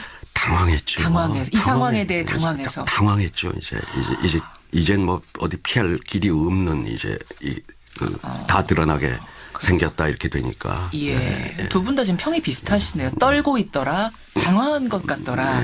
눈앞에까지 검찰 수사가 왔다는 걸 본인이 느끼고 있다라는 총평은 그 부분. 정 의원님. 그러니까 지금 왜 지금이냐 하는 거예요. 왜 지금이냐. 사실은 이 다스 누구 겁니까? 뭘 어떻게 된 겁니까? 4대강 어떻게 된 겁니까? 여러 가지를 계속 물어왔는데 가만히 있던 그분이 왜 지금 나서서 기자회견을 자청했을까? 그러니까 국정원 댓글 사건부터 시작해서 그렇죠. 군사이버사령부 댓글 운영 거기까지 왔다가 이제 다스로 왔거든요. 근데 사실 국정원 댓글이나 군사이버사령부 댓글은 좀 뭐가 진전이 없어요. 애매해요.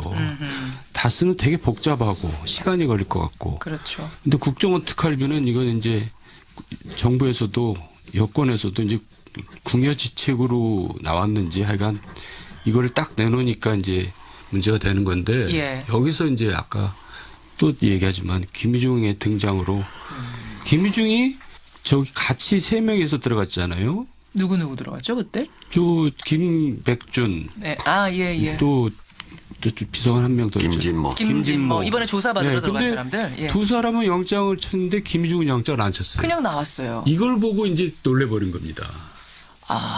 왜요? 뭔가 얘기가 좀 되고 있구나라고 이제 알아차린 거죠. 검찰에 협조하고 있구나. 거기서 이제 당황하게 된 거죠. 김희중 실장이라는 사람, 그러니까 청와대의 제1부속실장이었습니다, 여러분. 어떤 사람이에요? 도대체 MB와는 어떤 관계인 거예요? 그러니까 MB의 그림자고 분신이고 걸어다니는 일정표죠. 그러니까 걸어다니는 일정표? 늘 옆에 있으면서 전화 걸고 전화 받고 또 어디 일정 구체적인 거 다 만들어서 안내하고. 그러니까 붙어 있는 사람 아니에요. 언제부터 그렇게? 심지어는 MB가 김중한테 돈을 타다 쓰는 형편이죠. 그거는 15년 된 거죠. 그러니까 지갑까지 다 관리해준다 이 말씀이에요. 15년 전부터. 15년 전이면 그러면 의원 시절에 6급 비서관부터 시작한 거예요. 찰싹부터 다녔던 그림자. 분신이라고 할 수 있죠. 분신이라고 할 정도. 아니 그런 분신이 왜 돌아섰느냐 지금 이건데 무슨 그 옷 고치르고 또 부인 상담하고 이런 과정에서 틀어졌다는 게 사실이에요? 그러니까 이 친구가 이제 저축은행 사건 원래 굉장히 맑고 담백하고 예. 정말 깨끗한 친구입니다. 근데 저축은행 사건에 이제 실수를 했죠. 한 번 실수를 했는데 예. 돈을 받았습니다. 이제 1년 3개월 형을 받고는 항소를 포기했어요. 왜 그러냐면 이제 구질구질하게 안 구는 친구인데 한편으로는 이제 MB가 이제 사면을 해주겠지라고 기대를 하고 한 거죠. 빨리 이제 종결 지으려고. 항소하면 사면 안 되니까. MB 재임 기간에. 그렇죠. 네. 그런데 사실 MB 재임 기간에 누가 사면됐냐면 천신일 예. 또 최시중 두 분이 사면됐거든요. 됐죠. 그 MB 이제 친구이고 멘토이고 이런 분들인데 자기는 쏙 뺐어요. 천신일 최시중은 왜 사면을 했냐? 이 사람들은 좀 두려워서 사면했을 거예요. 딴 소리 할 수 있는 사람들이. 두려워서. 그러니까 김희중은 너는 뭐 네가 무슨 얘기를 하겠어. 그리고 이제 무시한 겁니다. 내 비서 말하자면 내 뭐 졸개 부하 같은 네가 뭘 하겠어. 뭐 이런. 또 너무 착한 사람이니까 그냥 착한 사람을 무시한 겁니다. 그런데다가 이제 출소 2개월 놔두고 부인이 이제 스스로 목숨을 끊는데 안타까운 일이죠. 예. 근데 어떻게 가보지도 않고 학고도 안 보내고. 그러니까 저는 거기서 좀 희한했어요. 부인이 목숨을 끊었습니다. 상을 치르는데 그야말로 분신 같던 부하의 부인이 그런 상을 당했는데 그것도 뭐 이제 뭐 스스로 목숨을 끊는 굉장히 안 좋은 상을 당했는데 가지 않는 건 물론이고 조화가 하나 안 왔다는 게 진짜예요. 그러니까 너는 이제 돈 받아서 저 형을 사는 놈이니까 내가 그 근처에 가기가 나 싫다. 얼씬도 안 하겠다. 이런 내 거죠. 이미지 안 좋으니까. 네. 거기서 틀어진 거군요. 결정적으로. 굉장히 옹졸한 거죠. 예, 인간적인 배신감을 느꼈다 이런 말씀이에요. 얼마나 아는 거예요? 그러면은 김희중 실장이 얼마나? 오히려 저희들도 국회의원 해봤지만은 저희보다 저 개인 비서가 더 잘합니다. 거꾸로 물어봅니다. 어저께 나 누구 만났지? 어저께 뭐 먹었지? 그렇죠 형님. 그러니까 더 잘한다고 볼 수가 있는 거죠. 그래요? 비서는 그렇습니까 위원님? 그렇죠.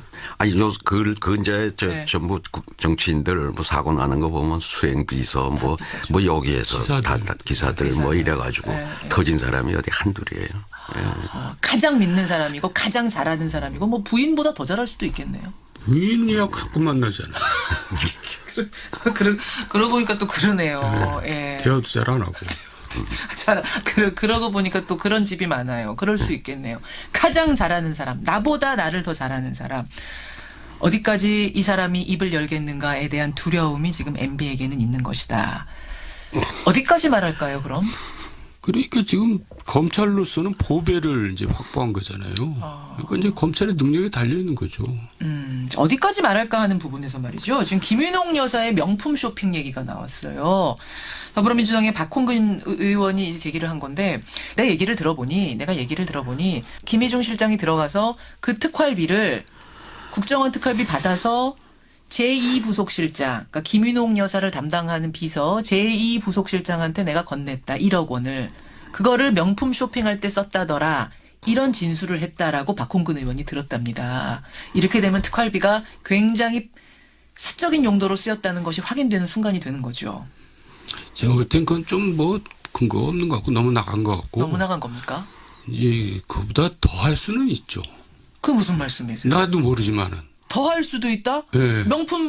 영부인 명품 쇼핑 정도가 아니다? 그보다는 더 큰 하자가 있을 가능성이 있어요. 그 특활비 사용처. 네, 저도 근거가 없어서 말은 못하는데 하여간 저는 그런 좀 심정이 드네요. 심증이 드네요. 개인 의견이니까요. 이거는 어차피 뭐 저희가 수사할 수 있는 것도 아니고 개인 의견이니까 어느 쪽을 생각하시는 거예요? 그 더 큰 거라는 거. 그러니까 대통령 선거 과정에서 알 수 없는 일들이 많이 벌어졌습니다. 사실. 고비가 한 세 번이나 있었는데. 어떤 거 지금 말씀하시는 거죠? 그거는 지금 제가 죽기 전에나 말할 수 있는 일들이 있거든요. 그게 이제 대통령 후까지 이어집니다. MB가 대통령 되는 그 과정을 말씀하시는 거예요? 그렇죠. 거기서 별 일이 다 벌어지는데 우리는 이제 그런 걸 헤쳐나왔죠. 근데 그게 후유증이 대통령 후까지 갑니다. 그걸 처리하는 과정에서 돈들이 필요해요. 그게 특활비로 쓰였을 가능성. 지금 한 3번 정도의 알 수 없는 일이 벌어졌다고 말씀하셨어요? 아주 그냥 경천 동지할 일들이 벌어졌죠. 뭡니까 그게? 우리가 아는 거예요? 일반인들이 아는 거예요? 아니면 그 내부에서만 아는 거예요? 저 목을 매십시오. 제가 얘기하나.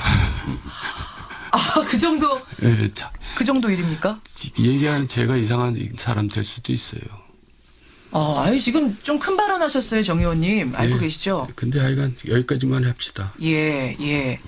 그러니까 대통령 선거, 그러니까 대통령 경선 기간, 선거 기간, 요때 벌어진 3가지 일. 이것이 대통령 후에도 뭔가 막아야 될 상황이 벌어졌고 그것에 이 특활비가 쓰였을 가능성. 그러면 김윤옥 여사 무슨 명품 쇼핑 이거는 될 것도 아니다. 그분들은 또 그 정도 사람들은 아니에요. 뭐 공금 가지고 특활비 쓰고 그런 사람들은 아닙니다. 알겠습니다. 예. 이제 MB 측 인사들이 다 나서서 인터뷰를 했습니다. 어제 김두 전 홍보수석, 그 당시에 이제 청와대 홍보수석이죠. 저와 인터뷰를 했습니다. 하면서 뭐라고 했냐면 노무현 정부는 유리알처럼 깨끗하냐? 개띠해 이전 투구 한번 해봐야 되는 건가요? 어제 이 얘기를 해서 굉장히 하루 종일 이게 뜨거운 화제가 됐었는데 노무현 정부에서 일하셨잖아요. 수석하셨잖아요. 노무현 정부 유리알처럼 투명합니까? 거의 그렇다고 봐야죠. 왜 그러냐 그러면 제가 뭐 김두 수석 뭐 개인적으로도 잘 아는 사이지만은 뭐 의리를 지켜야 되겠죠. 이제 저 이명박 대통령한테. 근데 뭘 근거를 가지고 하는 얘기는 아닐 것이고.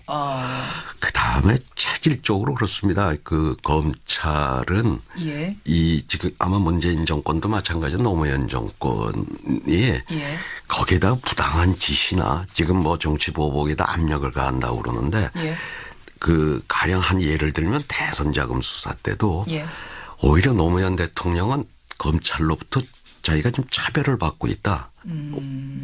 왜 그러냐 그러면 그 어떤 그물로 물고기를 잡을 때면 같은 기준을 가지고 해야 될 거 아니에요. 그러니까 가령 뭐 1억 이하는 불구속이다.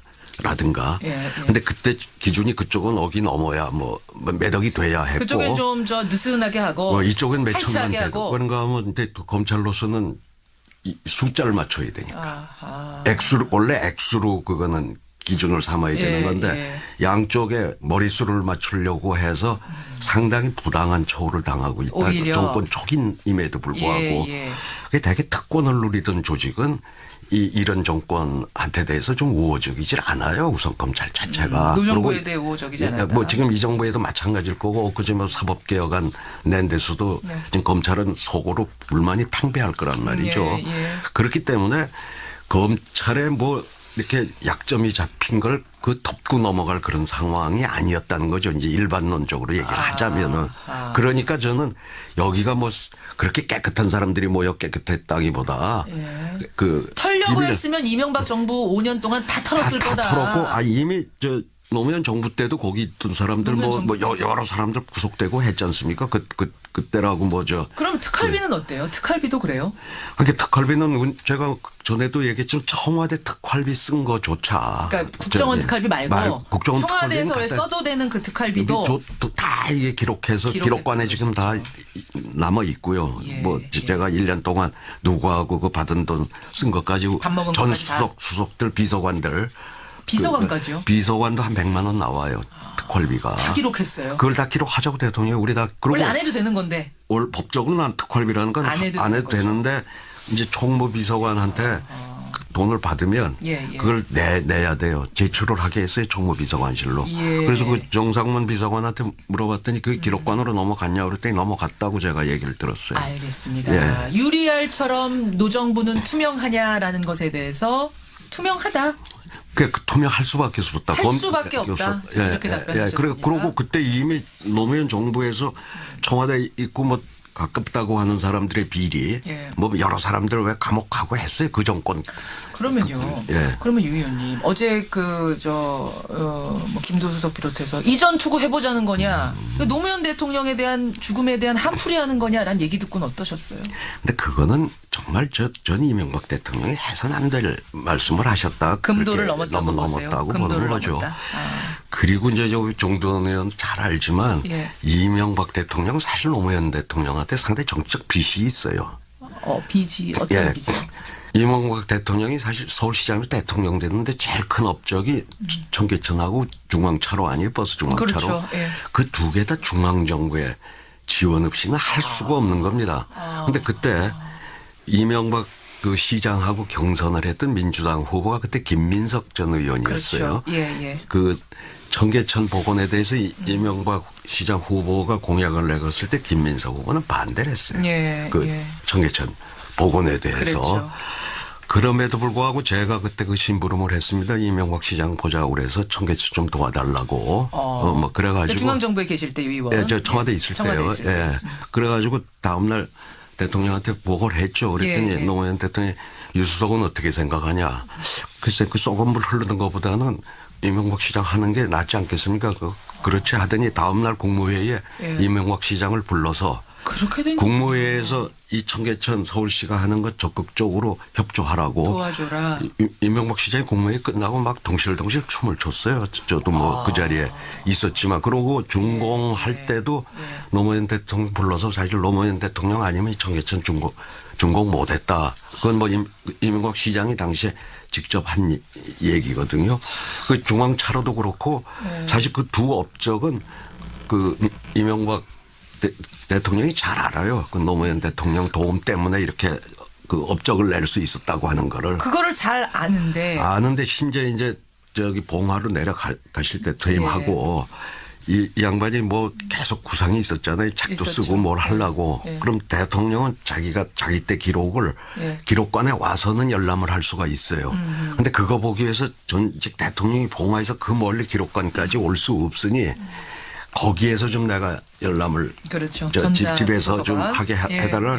구두로는 저기 그 이명박 당선자하고 얘기할 때 구두로는 말씀을 하셨대요.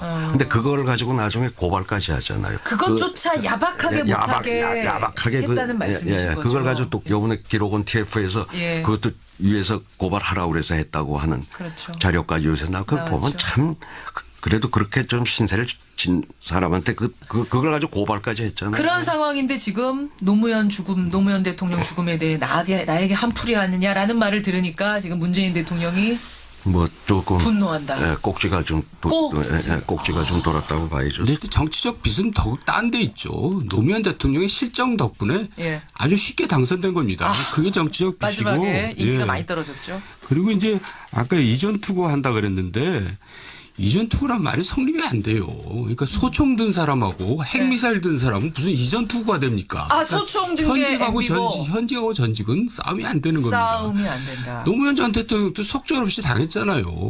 그러니까 노무현 대통령이 이명박 대통령한테 정치보복을 당했다면 지금 이명박 대통령은 자기가 한 정치보복에 대한 정치보복을 다 하고 있는 겁니다. 그리고 아까 투명하다고 얘기하셨는데 저는 뭐 굉장히 다른 정권에 비해서 투명하다고 봐요. 노정권. 그런데 여러 가지 뒤질 필요도 없이 급소를 찔러버렸잖아요. 노무현 전 대통령에 대해서. 어떤 거 말씀하세요? 박연차를 동원해가지고. 그때 왜 그런 일을 벌였냐면 이제 섣불시에 소위 말해서 그냥 광우병 사태 났을 때 그때 이명박 대통령이 시급한 겁니다. 지지율 폭락하고. 그러니까 노무현 저 패들을 제압하지 않으면 내가 국정원을 향하기 어렵겠구나. 5년 내내 그렇게 판단하고 이제 그 한상률 국세청장 꼬위에 넘어가가지고 박연차 수사를 통해서 근데 노무현 대통령을 주문을 모은 거죠. 지금 그 비극이 악순환되고 있는 겁니다. 그렇게 보시는 거예요. 이전 투구는 이건 될 일도 아니다라고. 아니 그 싸움이 됩니까? 싸움이 될 게 아니다. 그 정치보복 운운하는 데 대해 나는 분노한다라고 얘기한 문재인 대통령 성명 저는 그거 조금 놀랬던 게 뭐냐면 사실 그 전날까지도 청와대 반응은 뭐였냐면 노코멘트다. 이명박 전 대통령 기자회견에 대해서 우리는 노코멘트다라고 했던 것이 하루 만에 뒤집혀서 분노한다. 분노라는 단어까지 나왔단 말입니다. 어떻게 보셨어요, 정 의원님? 조금 전에 얘기했듯이 싸움이 안 되는데요. 그러니까 칼을 든 강자입니다. 문재인 대통령은. 그럴 때는 분노한다 그럴 필요도 없고 그냥 법과 원칙대로 해라. 이렇게 하면 되죠. 뭘 분노까지 하고 그럽니까? 유 의원님 오죽하면 분노가 나왔을까라는 얘기.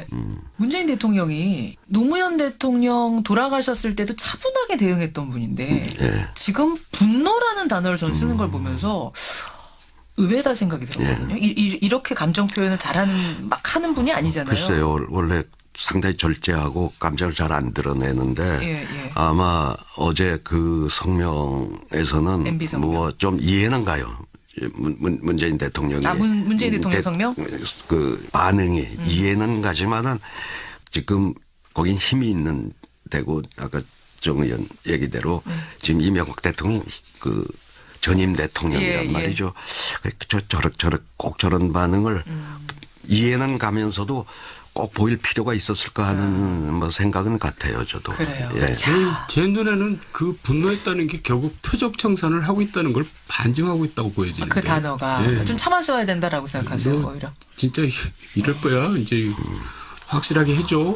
뭐 이제 속된 말로 그런 거죠. 가이드라인처럼 느껴질 수도 있다, 검찰에. 그 말씀을 지금 하신 거예요. 자, 그럼 이제 이 수사가 어디로 갈까? 이 부분인데, 정 의원님. 정말로 MB가 검찰 포토라인에 설까요? 쓰죠. 왜냐하면 정권이 그걸 목표로 하고 있는데 그건 뭐 누가 말리겠습니까? 섭니까? 예. 그렇죠. 뭐 검찰이 왜 있어요? 불법이 드러났는데 그러면 그 조사를 안 하고 검찰이 덮을 권한이 없잖아요. 직무유기할 수 없잖아요. 오라고 하면 가긴 갈까요? 가겠죠. 갑니까? 예. 가죠. 갈 수밖에 없나요? 예, 그건 확실하다. 그러면 또 하나. 김희중 실장처럼 추가로 진술할 사람. 말하자면은 이제 뭐 나는 이제는 진실을 찾겠다 해서 등 돌리고 진술할 사람은 누가 남아 있습니까? 지금 특활비 수사가 이제 여러 군데로 번질 수가 있는데 특히 이제 민간인 사찰로 번질 가능성이 높아요.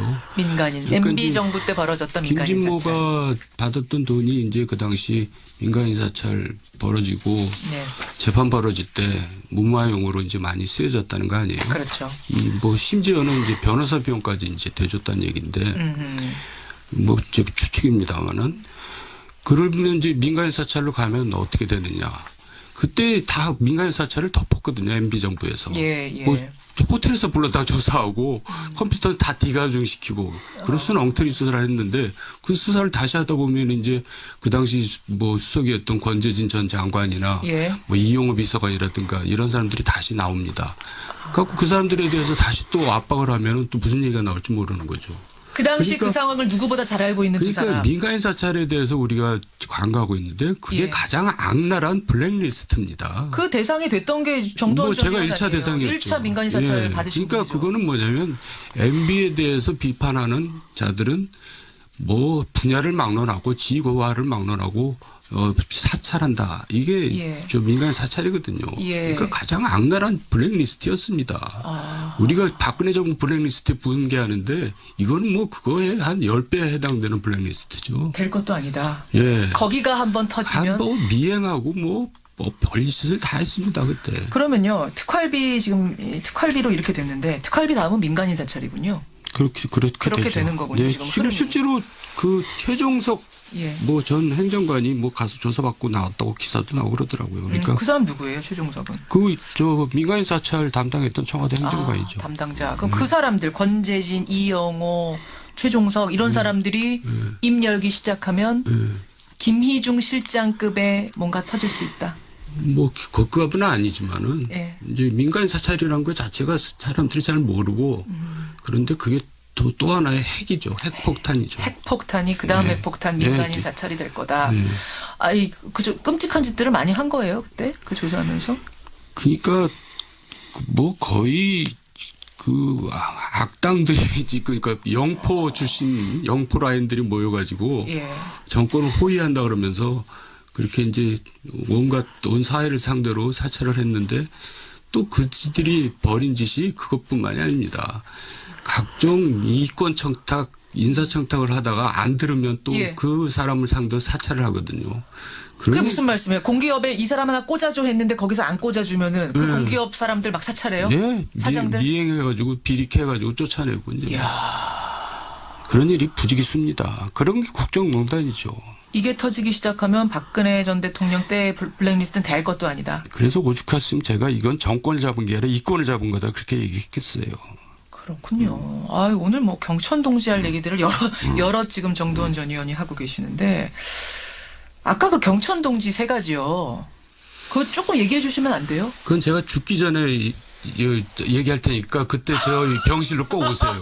아니 저는 말이죠. 지금 김희중 실장 얘기를 정두원 전 의원이 하셨는데 김희중 실장 말고 정두원 전 의원이 입 열기 시작하시면 지금 이거 죽기 전에 나 말 못한다 할 그 얘기들 하기 시작하시면 이거 더 큰 거 아니에요? 근데 이제 그게 아름다운 얘기면 좋은데 아름답지 않은 얘기이기 때문에 저도 해롭습니다. 나쁜 얘기하는 사람은 누가 좋아하겠어요. 그러네 뭐 배신자, 폭로자 이런 얘기 자꾸 붙이는 거 정말 싫은데.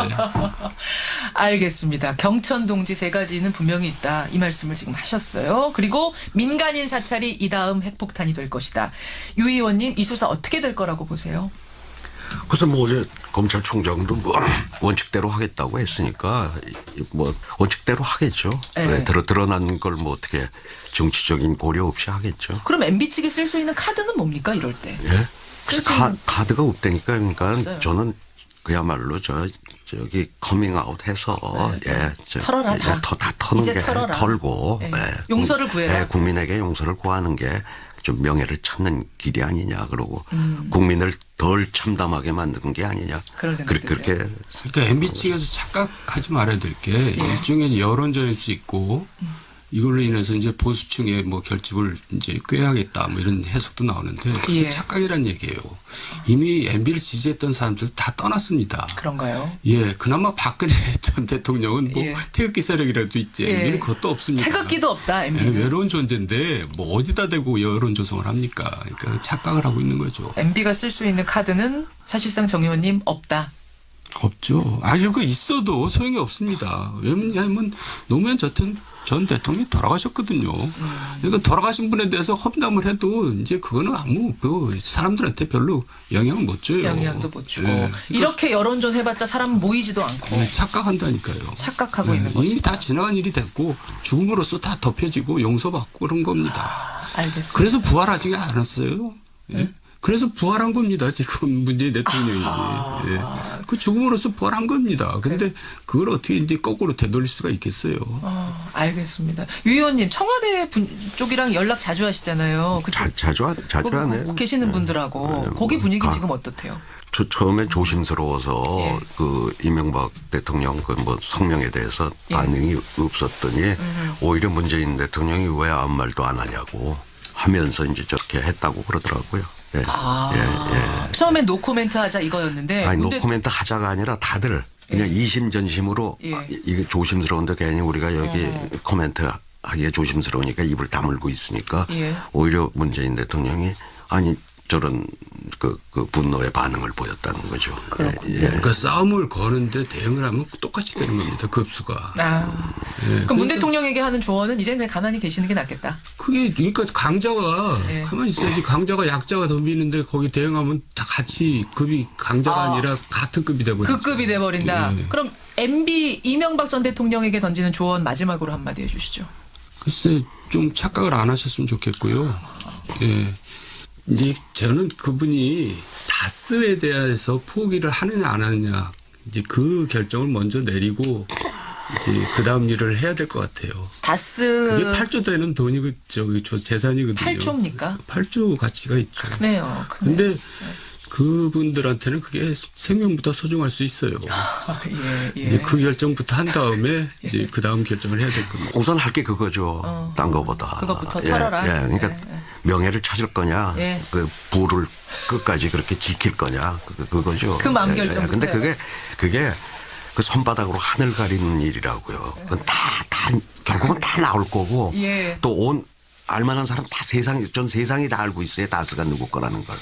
그걸 가지고 자꾸 손바닥으로 하늘 마지막까지 가리려고 하다가 본인만 더 추한 모습으로 또 우리 국민들 더 참담하게 하지 마시고 이제 조금 그 명예를 찾으시라. 그날 MB가 기자회견하는 날 엄청 기침을 많이 했어요. 원래 기관지는 안 좋으신데 그날 유독 이제 기침을 많이 내는 긴장했다는 얘기죠. 긴장했다는 얘기. 앞으로 수사도 많이 받고 이래야 되는데 이거 아프면 어떡하나 걱정되더라고요. 누우실까 봐. 워낙 또 건강은 또 탁월하신 분이에요. 그래요? 타고나신 분이에요. 큰 걱정은 안 해도 됩니까? 그 기침은? 알겠습니다. 오늘 두 분과 함께 월간 정두원, 월간 유인태 통합법 마련해봤습니다. 어떠셨어요? 두 분 함께? 형님 옆에 있으니까 그냥 말이 잘 안 나오네요. 긴장하셨어요? 형님. 괜히 쫄아가지고. 형님은 어떠셨어요, 유인태 의원님? 앞으로 따로 불러주세요. 두 분의 미팅은 이제 오늘 처음이자 마지막으로 하는 걸로? 아닙니다. 듣는 분들 반응은 굉장히 좋아요. 저희가 가끔가다 통합번 한 번씩 마련하겠습니다. 고생하셨고요. 다음에 따로따로 뵙겠습니다. 고맙습니다. 수고하셨습니다. 감사합니다. 월간 유인태, 월간 정두원 두 분.